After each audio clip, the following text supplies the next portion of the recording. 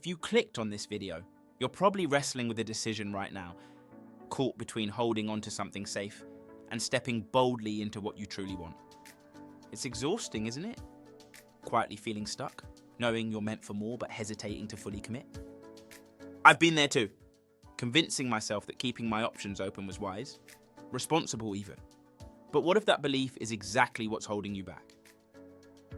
In this video, I'll share the moment I finally chose purpose over safety, and the surprising way saying no unlocked my boldest career move yet. Because sometimes, the most courageous leadership move isn't seizing the next opportunity. Rather, it's letting go of the safe one you've already outgrown. And I'll leave you with 3 practical tips to help you recognize when you're moving forward in appearance, but remain anchored by hesitation, and how to find the courage to close the doors that no longer serve you. Let's begin. The announcement landed like a punch.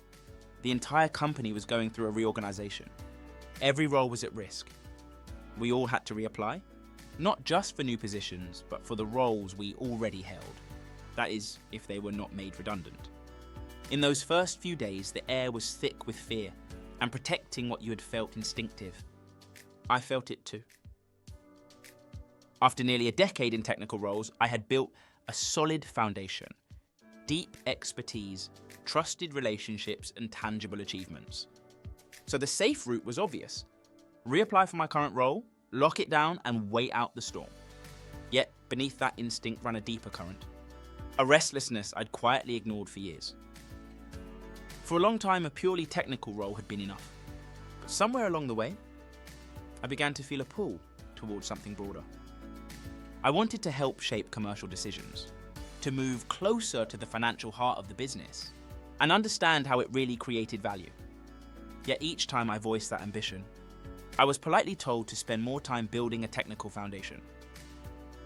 At first, I accepted it as genuine counsel, until over time I began to notice something else. My peers, those with different backgrounds, voices, and faces, were not always asked to wait as long. Their ambitions often found open doors, while mine always seemed to meet polite hesitation. That realization didn't make me bitter, but it gave me clarity. And from that clarity came a quiet determination to stop asking anyone for permission to grow.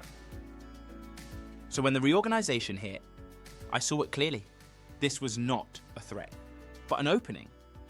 A rare chance to choose my path boldly, without seeking anyone's approval. Yet when the time came to declare my choices officially, I hesitated again. The safe side of me wanted to hedge my bets, to apply both for my current technical role and the commercial role I truly desired. Just in case, because protecting what I'd built felt like a huge responsibility. As a first-generation leader in my space, with no safety net beneath me, the weight of my family's pride and my community's hope sat heavily on my shoulders. And in that moment, one question became vivid. If I choose safety now, who am I really choosing it for? For them, or for the person I'm becoming? When I finally answered that, honestly, the choice became clear. The next morning, I walked into my manager's office and said simply, I won't apply for my current role, or any other technical role. I'm fully committed to a commercial move. He stared, first stunned, then concerned. He looked at me and asked, are you sure? If this doesn't work, you might end up with nothing.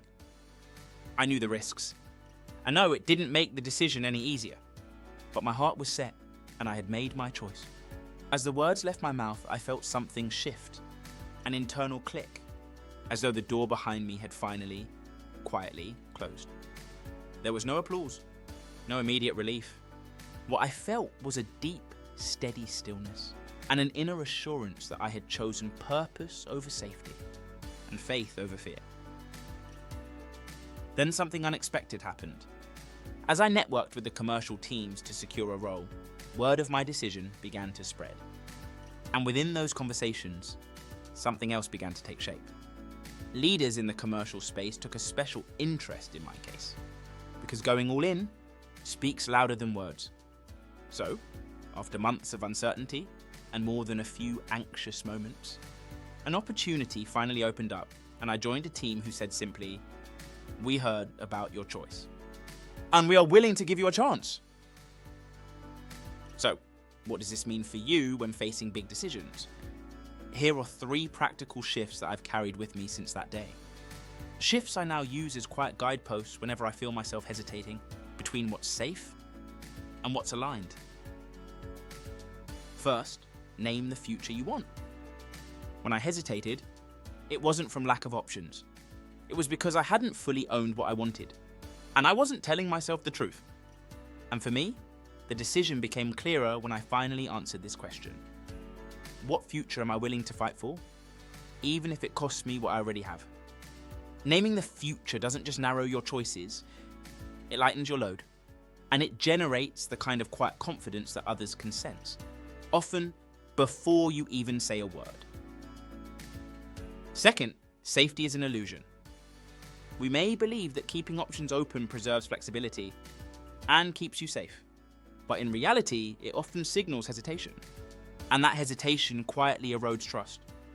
People can sense when you're half in, when you are unwilling or reluctant to bet on yourself, and will wonder why they should take a risk on you. Finally, saying no is an act of faith.